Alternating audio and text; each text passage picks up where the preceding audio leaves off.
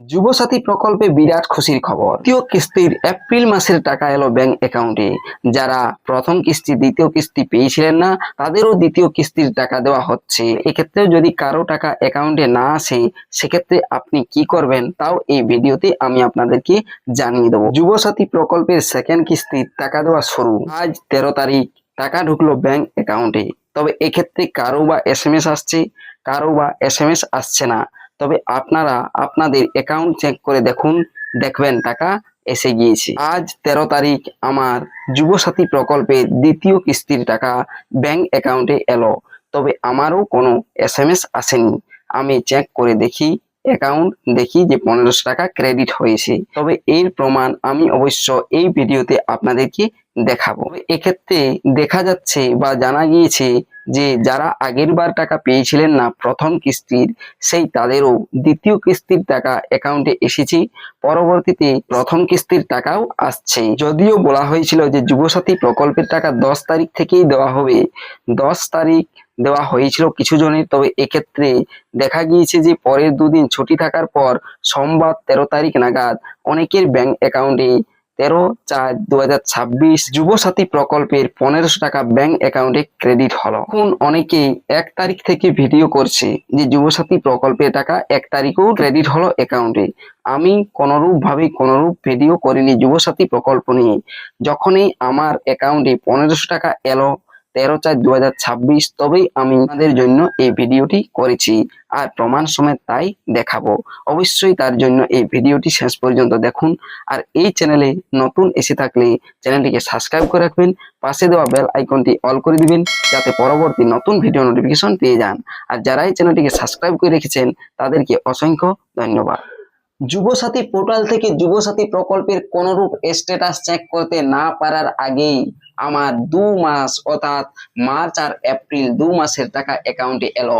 March মাসেও টাকা এসেছিল আর এপ্রিল মাসের 13 তারিখ নাগাদ টাকা এলো ব্যাংক অ্যাকাউন্টে।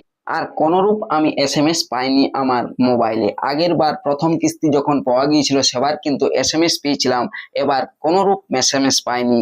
এসএমএস না পাওয়ার কারণে আমি অল ব্যাংক ব্যালেন্স যে মোবাইলে অ্যাপ্লিকেশন রয়েছে সেখান থেকে ব্যাংকের স্টেটমেন্ট অর্থাৎ মিনি স্টেটমেন্ট চেক করে দেখলাম। মিনি স্টেটমেন্টটি আমি আপনাদেরকে দেখাচ্ছি। দেখুন মিনি স্টেটমেন্টটি 13/4/2026 13টা 14 মিনিট নাগাদ আমি নিয়েছি। তারপরে প্রথমে দেখুন 13/4/2026 যেটি 127 রয়েছে ওটা আমি টোটাল টাকাটি ব্যাংক অ্যাকাউন্টে আসার পর ডেবিট হয়েছে। দেখুন ডিআর লেখা রয়েছে। তারপরে অপশন দেখুন 13/4/2026 1500 ক্রেডিট লেখা রয়েছে বাই ট্রান্সফার, অর্থাৎ এটি হচ্ছে যুবসাথী প্রকল্পের টাকা। কোনো এসএমএস ছাড়া আমি 13/4/2026 যুবসাথী প্রকল্পের দ্বিতীয় কিস্তি পেলাম। তাই আপনারাও যারা আবেদন করেছিলেন প্রথম কিস্তি পেয়েছিলেন, দ্বিতীয় কিস্তির টাকা পেয়ে গিয়েছেন দেখুন আপনাদের অ্যাকাউন্টে। আর যদি এখনো না পেয়ে থাকেন সেক্ষেত্রে আপনারা অপেক্ষা করুন, দেখবেন টাকা পেয়ে যাবেন।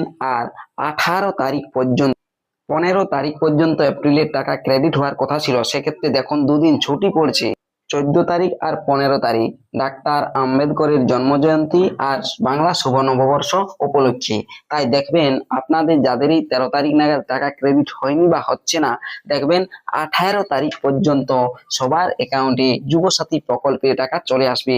যারা পাননি তাদেরও, যারা পেয়েছেন তাদেরও, যারা পাননি তাদের দুটো কিস্তির টাকা দেওয়া হচ্ছে। আর যারা 20 তারিখ পর্যন্ত যদি না টাকা পেয়ে থাকেন, আগের বারেও পাননি এবারেও পাননি, তাহলে আপনাদেরকে অবশ্যই ব্লক অর্থাৎ বিডিও অফিস গিয়ে কন্টাক্ট করতে হবে। সেখানে আপনাকে বলতে হবে আপনার সমস্যার কথা। কারণ মুখ্যমন্ত্রী নিজেও বলেছেন ওগুলো প্রসেসিং এ আছে, যেগুলো টাকা দেওয়া হয়নি বা কোনোরূপ ত্রুটি রয়েছে সেই ত্রুটির কারণেই টাকা অ্যাকাউন্টে আসছে না। সেই কারণে আপনাদের সেটি সংশোধন করাতে হবে। যুবসাথী প্রকল্পের টাকা অ্যাকাউন্টে এলো, এই আপডেটটি কেমন লাগলো আপনারা অবশ্যই কমেন্ট করে জানাবেন। আর কাদের কাদের টাকা অ্যাকাউন্টে এলো আবার কাদের কাদের টাকা অ্যাকাউন্টে এলো না সেটাও অবশ্যই এই কমেন্ট বক্সে কমেন্ট করে জানাবেন। ভিডিওটি দেখার জন্য ধন্যবাদ।